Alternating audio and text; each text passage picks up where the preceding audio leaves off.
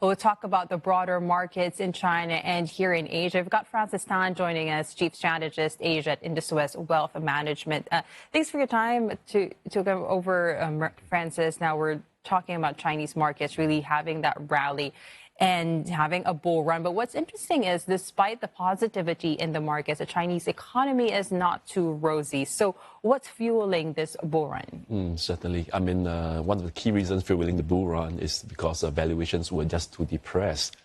I mean, if you look at the overall Chinese economy since post-COVID till today, it hasn't really been doing much better nor much worse.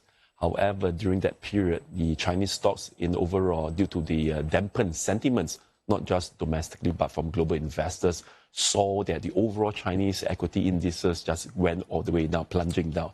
So that deviated much further and more pessimistic than the overall economy. Now it's just doing a catch-up.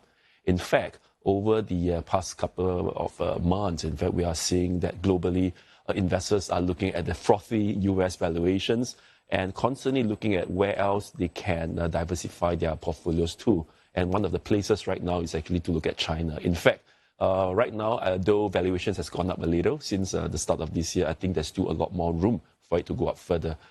Because at the end of the day, if you look at some of the key growth stocks, especially those in technology sector, not just in the US, you're getting some of them, you're getting a lot of good value from them in China as well. Yeah, now there are concerns that it could be overvalued because, you know, some benchmarks in China are up, 20% from this year's lows. And now people are looking at 2015 and the instance there where we saw a huge run up at the start of the first half of the year where it just came crashing down before the end of the year. Do you think that in the near term, before we see a more tangible turning around of the economy, that it's vulnerable to large pullbacks? I don't think that we are now seeing that kind of exuberance or extreme optimism as compared to 2015 period. During that period, a lot of investors were getting into the Chinese equities. And if you look at some of the indicators such as margin trading as a percentage of total, that went up the roof. Right now, we are not seeing a sign yet. So in fact, I still think that from now, even until the fuller picture of a recovery in the Chinese domestic economy, there should still be more bullish run in the Chinese equity space.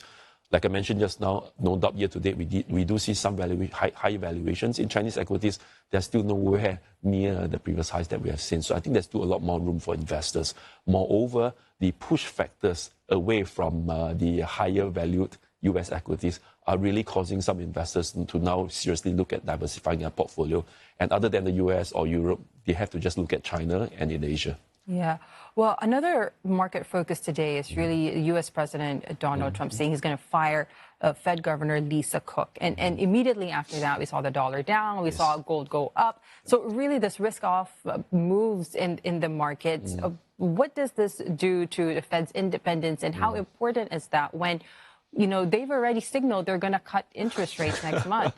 Certainly, it's a big question mark. Why is that so? Because from the Jackson Hole Symposium, it seems like the Fed is going to adopt or signal that it's going to adopt a more dovish policy in line with what Trump really wants for the whole economy. But at the end of the day, if you see Lisa Cook, she's a Biden appointee. And of course, there are a couple of other Biden appointees as well as Fed governors. Trump may have something on his agenda, but since it's something on the irregularities of a mortgage, he has to be shown that he's doing the right thing for now. But I will not read too much into this episode and the slight knee-jerk reaction in the dollar or in gold. I think it's only temporary. At the end of the day, other than what we are seeing today, is still the longer run, medium to longer term that we are seeing, that the Fed will still be on the more dovish monetary path. We are still keeping our forecast of a September rate cut of 25 basis points from the Fed and also another rate cut in December, because at the end of the day, fundamental prevails. And fundamental means looking at the overall economic conditions in the US, labor market is indeed weakening. Although NFP, non-farm payrolls, has been pretty strong, you can say, over the last 2-3 months, but that's mainly because of increase in employment in the healthcare, education, and the government sector. The real economy, the private sector, are not seeing job increases. In fact, jobs are declining. Some other indicators such as quit rates or even vacancy rates, they're all trending lower. And what that means is that employees and employers alike, their confidence for the future labor market is weakening. So these are some of the indicators I'm picking up on the weaker labor market that the Fed needs to be dovish about. Yeah, that's something, of course, investors here in Asia are watching as well. Francis, I really appreciate it. Francis Tan, their Chief Strategist Asia at Indosuez Wealth Management.